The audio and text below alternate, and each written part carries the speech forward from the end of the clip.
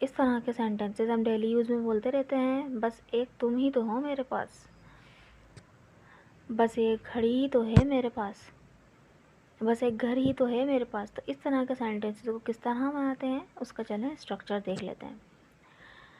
सबसे पहले आएगा ऑल आई हैव इज़, और फिर उसके बाद जो है वो आ जाएगा, ठीक है, इस ब्लैंक में।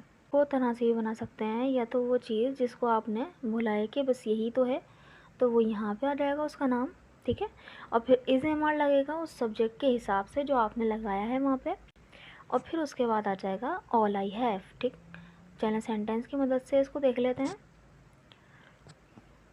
बस एक तुम ही तो हो मेरे पास, तो इसको एक तरह इस तरह बनाएंगे, all I have is you, ठीक है, all I have is you. और इसको इस तरह से सेकंड मेथड से इस तरह बनाएंगे, you are all I have. You के साथ क्योंकि हम आर लगाते हैं तो आर लगाया है, ठीक है, you are all I have. अगर शी होता तो इज़ आ जाता, और अगर कोई चीज़ होती तो इज़ आ जाता, आई में होती तो आई आ जाता, एम आ जाता। ओके, तो चलें आगे बढ़ते हैं, नेक्स्ट सेंटेंस देखते हैं। बस एक घड़ी ही तो है मेरे पास, this watch is all I have, this watch is all I have. बस एक घर ही तो है मेरे पास, this house is all I have, this house is all I have. बस एक घर ही तो है मेरे पास, this house is all I have. ये सेंटेंस आपके लिए, बस ये कार ही तो है मेरे पास।